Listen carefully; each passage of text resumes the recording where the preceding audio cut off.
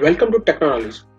Today we will see while we copying a large file like example ISO file from pen drive to our PC, you will face this kind of issue.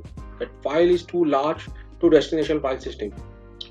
So that time what you have to do, you have to just format that pen drive to NTFS format. So NTFS file system. So it will work.